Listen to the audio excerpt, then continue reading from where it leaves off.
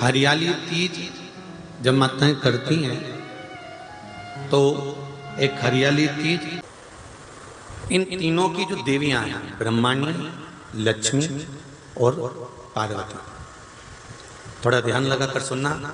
हरतालिका तीज शिव महापुराण की कथा ही नहीं है। आप जो तीज करते हो, हरियाली करो चाहे सातुड़ी करो, उस तीज की महत्वता क्या है, इस हिंगोली की शिव महापुराण की कथा में अपने को समझना है कि उसकी मूल तत्वता, उसकी महत्वता है क्या, उसका महत्व क्या है।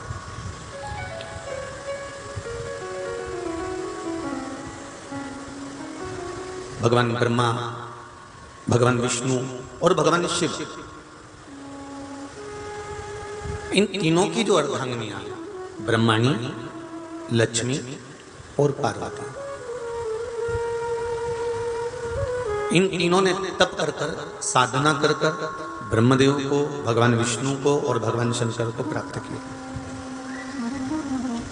और तीनों ने प्राप्त कर कर तीनों देवताओं से वर मांगा कि वर हमको ऐसा दीजिए कि हमारे तप साधना का फल नारी को तीज के दिन प्राप्त हो जाए।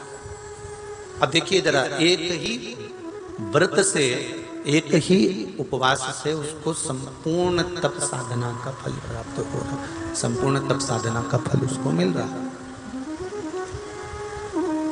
मात्र एक व्रत से, केवल एक व्रत कर रहे हैं, संपूर्ण तप साधना का फल उसको प्राप्त हो रहा है। ऐसा कोई व्रत, ऐसी कोई साधना, ऐसा कोई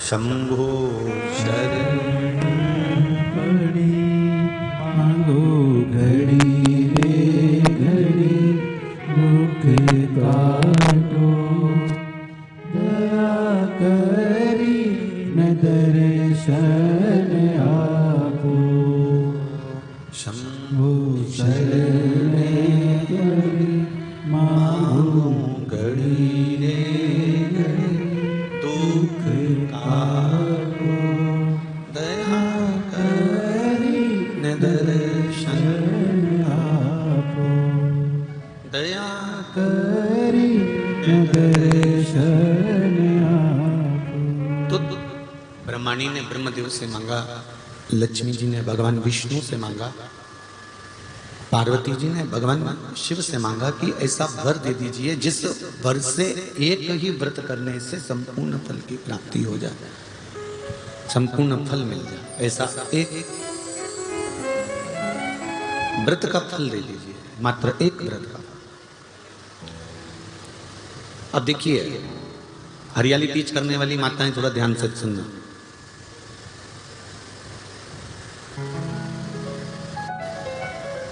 हरियाली तीज जब माताएं करती हैं तो एक हरियाली तीज, एक गणगौर की तीज, ये दो तीज के व्रत ऐसे होते हैं जिसमें जब माताएं करती हैं तो उस समय पर उमा, ब्रह्माणी और लक्ष्मी, इन तीनों की आराधना का फल उसको केवल एक व्रत से प्राप्त हो जाता है। अब देखिए दूसरा, सातुड़ी तीज।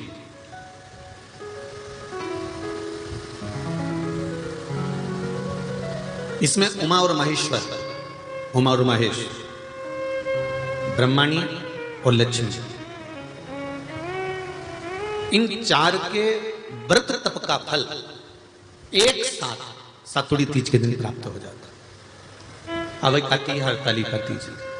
आप लोग करते हो हरतालिका? यहाँ लोग करते कि नहीं करते? करते हैं यहाँ पे हरतालिका? कौन कौन करता है? जरा हाथ उठाओ तो जरा। अरे सभी करते हो, रखो रखो, बहुत बढ़िया, बहुत अच्छी बात। एक आती है हरतालिका तीज। इस तीज का व्रत माता पार्वती बेल वृक्ष के आनंद के साथ में फुलेरा बनाकर करती है, और जिसमें इस हरतालिका में माता पार्वती जी के जितने जन्म पहले हुए हैं, माता पार्वती का जन्म तो 52वें नंबर का, 52 नंबर पे माता पार्वती का जन्म है। इससे पहले तो माता के 51 जन्म पहले हो चुके, 51 जन्म माता पार्वती का पहले हो चुके हैं। तो वो जितने जन्म माता पार्वती पूर्व में ले चुकी हैं, ब्रह्माणी जितनी बार ब्रह्मदेव के साथ में विराजमान हो चुकी हैं, इंद्राणी जितनी बार इंद्र के साथ विराजमान हो चुकी हैं, और लक्ष्मी चाहे वो राधा के रूप में हो, चाहे वो रुक्मिणी के रूप में हो, चाहे वो सत्यभामा के रूप में हो, चाहे वो यमुना के रूप में हो, चाहे वो गंगा के रूप में हो, जितनी बार माता लक्ष्मी ने रूप धारण करे हैं वो सब रूप में, और माता पार्वती अपने सारे रूप में, ब्रह्माणी अपने सारे रूप में, लक्ष्मी अपने सारे रूप में इस हड़तालिका तीज के व्रत को करने के लिए आतुर रहती हैं। और इस व्रत को कल कर कर एक दिन में ही संपूर्ण विश्व का जितना तप है, साधना है, उपवास है, सबका फल एक साथ एकत्रित कर लेती हैं केवल एक व्रत में, हड़तालिका तीज। अब एक बात ध्यान से सुनिएगा, सारे व्रत आपका अगर स्वास्थ्य खराब हो गया तो आप व्रत छोड़ सकते हो। जितने भी व्रत आप लोग कर रहे हैं पूर्व के, सोमवार, मंगलवार, एकादशी, छठ, पंचमी, चतुर्थी, अगर आपका स्वास्थ्य खराब है तो आप उस व्रत को छोड़ सकते हो, सारे व्रत को छोड़ सकते हो। पर तीज का जो व्रत होता है, हरतालिका जो व्रत होता है, ये व्रत एक बार लेने के बाद जब प्राण छूटते हैं तभी ये व्रत समाप्त होता है, अन्यथा बीच में ये व्रत समाप्त नहीं।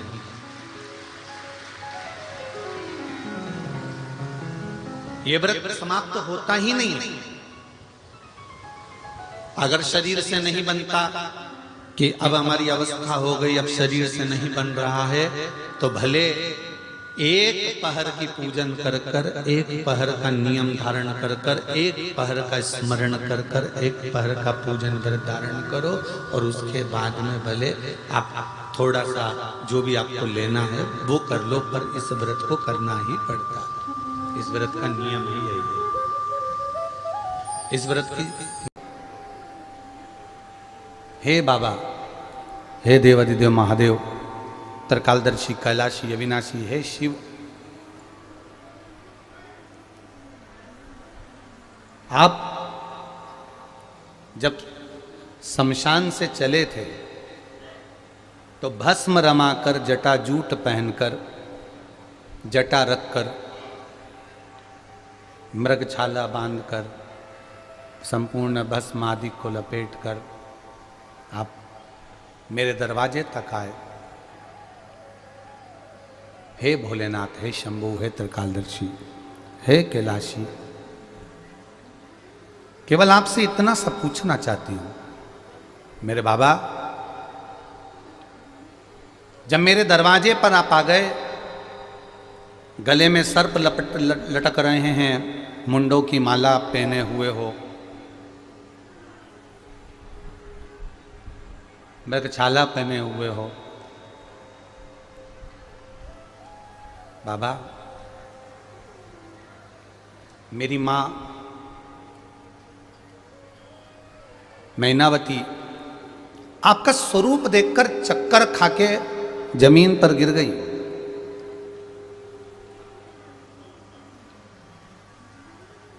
मेरी माता चक्कर खाकर जमीन पर गिर गई आपका केवल स्वरूप देखकर, केवल स्वरूप देखकर।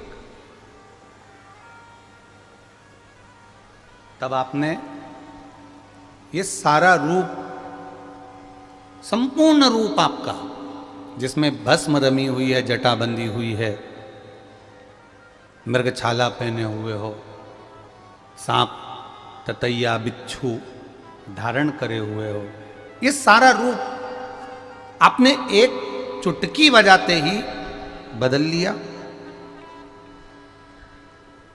एक क्षण नहीं लगी आपको और आपने रूप बदल लिया। और मां मैनावती को आपने अपने स्वरूप का दर्शन दिया, तब मैनावती ने आपकी आरती उतारकर आपको प्रवेश दिया है। मेरे देवादिदेव महादेव कहते हैं माता पार्वती जी से,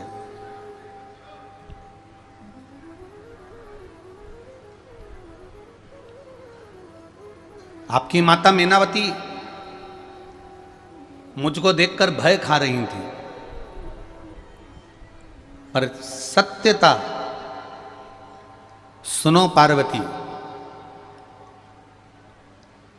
दुनिया का संपूर्ण विश्व का व्यक्ति मुझे संहार का देव मानता है। आप अगर अपने YouTube पर सर्च करेंगे, फेसबुक पर सर्च करेंगे कि शंकर कौन है, तो लोग कहेंगे संहार का देव, संहार करने वाला देव। पर भगवान देवादिदेव माता पार्वती जी से कर रहे हैं, दुनिया मुझे संहार का देव मानती है पार्वती, पर सुन पार्वती, मैं तुझसे आज विवाह पाणीकरण के अवसर पर एक बात कहता हूं कि संहार नहीं, संवारने का देव पार्वती, तेरा पति देव संवारने वाला है, संहार करने वाला नहीं। दुनिया रंग बदलती है, सारी दुनिया रंग बदलती है, केवल एक मेरा देव अधिदेव महादेव एक ऐसा है जो वक्त बदल कर रख देता है। केवल एक देव अधिदेव महादेव ऐसा जो वक्त बदलता है। अकाल मृत्यु वो मरे जो काम करे चंडाल का, काल उसका क्या बिगाड़े जो भक्त हो महाकाल का। पार्वती शिवलिंग की साक्षी में बैठने पर तू मेरे सम्मुख में बैठी पार्वती, और तूने पार्थिव शिवलिंग का निर्माण करा, पूजन करा, अर्चना करी, आराधना करी। केवल एक शिवलिंग की पूजन करने वाला केवल शंकर की पूजन नहीं करता है पार्वती, पूजन करने वाला केवल शंकर की पूजन नहीं करता है पार्वती। शिवलिंग की पूजन करने वाला 33 कोटि देवी देवताओं का स्मरण एक शिवलिंग पूजन में कर लेता है। शंकर भगवान के मस्तक पर अपन ये हाथ में जो चंदन लेते हैं, जब चंदन अपन भगवान देवादिदेव महादेव को त्रिपुंड लगाते हैं, कभी लगाया आप लोगों ने? लगाया? तो ये देवादिदेव महादेव को जब अपन त्रिपुंड लगाते हैं तो इस त्रिपुंड में 27 देवी देवताओं का निवास होता है। कितने देवी देवता होते हैं? 27। प्रथम रेखा में 9, दूसरी रेखा में 9 और तीसरी रेखा में 9।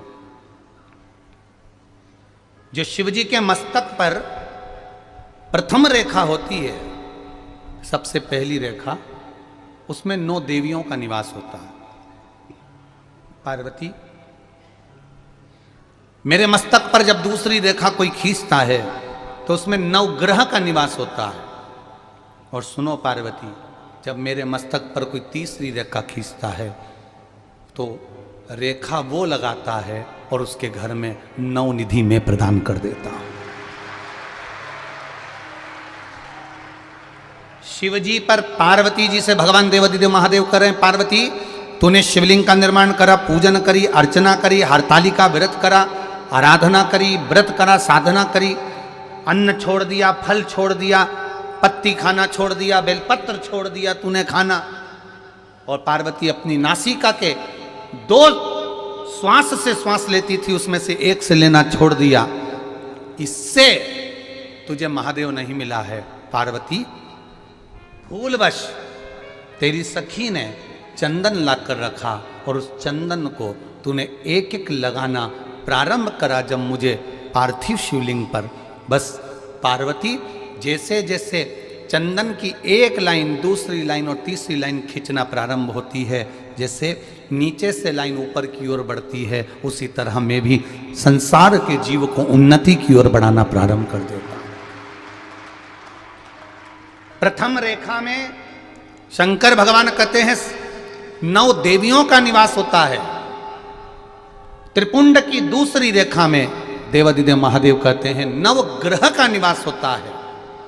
और त्रिपुंड की तीसरी रेखा में 9 निधि का निवास होता है। और ये 9 निधि शिवजी कहते हैं मैं त्रिपुंड लगाने वाले को अपने आप प्रदान कर देता हूं।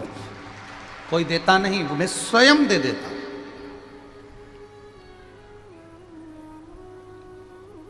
मैं स्वयं देता हूं ये 9 निधि। वो हनुमान जी के लिए भी कहते हैं ना, अष्ट सिद्धि नवनिधि के दाता असबर जानकी माता राम रसायन तुम्हारे पास सदा हो रघुपति के दासा। ये नवनिधियां जब मिलती है व्यक्ति को, जब नवनिधियां प्राप्त होती है व्यक्ति को, तो जीव मेरा होते चले जाता है, मेरा होते चले जाता है। अभी यहां कथा कल सुबह 9 बजे से 12 बजे हो जाएगी। टीवी पर कथा कल की 1 बजे से 4 बजे तक आएगी। 12 बजे यहाँ कथा विराम होने के बाद सब अपने अपने गंतव्य की ओर, अपने अपने घर की ओर चल देंगे। ये कथा विराम होने के बाद में 28 फरवरी से 6 मार्च तक शिव महापुराण की कथा बेटमा, इंदौर के पास में बेटमा में प्रारंभ हो जाएगी। उस बेटमा की कथा को 1 बजे से 4 बजे तक आस्था चैनल पर अपन सुनेंगे, देखेंगे। उस कथा का नाम अभी तक नहीं दे पाए, पर उस कथा का नाम नवनिधि शिव महापुराण की कथा रहेगी। वो कौन सी नवनिधि है? उन नवनिधि का जन्म कहां पर हुआ है?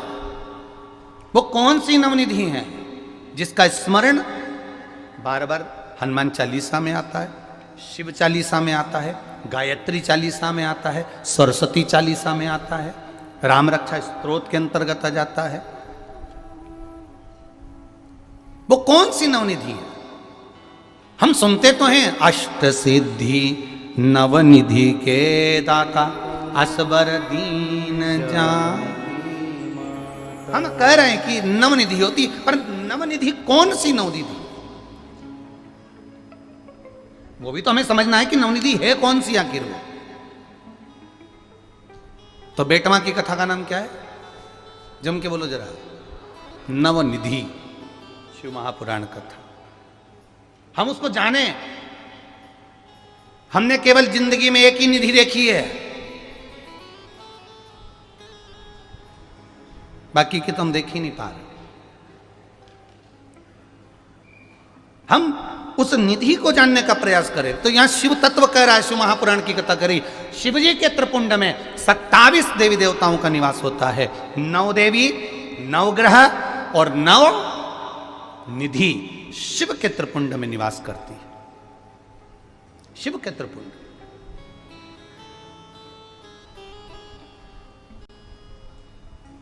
महाराज, आज फुलेरा दूज है। आप सभी को, पूरे विश्ववासियों को पहली बार शंकर भगवान पर आज ही के दिन धतूरा चढ़ा था, उस फुलेरा दूज की आपको बहुत बहुत बधाई। संपूर्ण विश्ववासियों को आज बहुत बहुत बधाई। ये फुलेरा दूज का दिन वही दिन है जिस दिन देवादिदेव महादेव ने श्री शिवाय नमस्तुभ्यम। स्वागत है आप सभी का आपके अपने चैनल में। यह वीडियो अच्छा लगा है तो उसे लाइक करें और चैनल को सब्सक्राइब करें। कमेंट बॉक्स में हर हर महादेव या श्री शिवाय नमस्तुभ्यम अवश्य लिखें, क्योंकि गुरुजी कहते हैं श्री शिवाय नमस्तुभ्यम लिखना, सुनना, बोलने मात्र से हमें 1000 अश्वमेध यज्ञों के फल की प्राप्ति होती है। धन्यवाद। ऐसे ही मेरे चैनल पर बने रहें और आप सभी का सपोर्ट की मुझे बहुत बहुत ज़रूरत है। धन्यवाद।